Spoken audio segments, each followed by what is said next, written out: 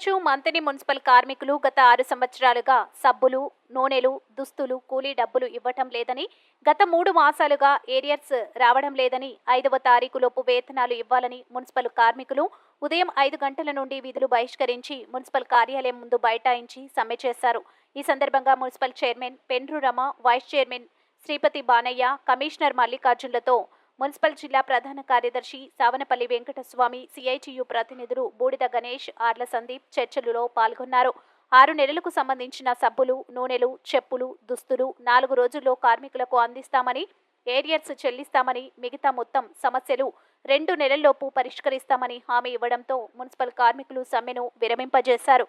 ఈ కార్యక్రమంలో municipal union నాయకులు వడ్లకొండ రాజయ్య, చిప్పకుర్తి చందు, సింగారపు గడ్డయ్య, ఎడ్లపల్లి రాజయ్య, పోచమ్మ తదితరులు పాల్గొన్నారు. ఇంకా ఒక ఏరియర్స్ అమౌంట్, ఒక 3 నెలల ఏరియర్స్ అమౌంట్ కూడా అన్నారు. ఆ ఏరియర్స్ అమౌంట్ కూడా విత్ ఇన్ 2-3 అంటే ఆగస్టు 15 అక్టోబర్ వరకు మీకు సంబంధించిన మొత్తం అన్ని సమస్యలు మేము క్లియర్ చేస్తాం. దానికి మేము మా సంఘం సంబంధించిన పాలక సభ్యుల నుంచి మీకు తెలియపరుస్తున్నాం.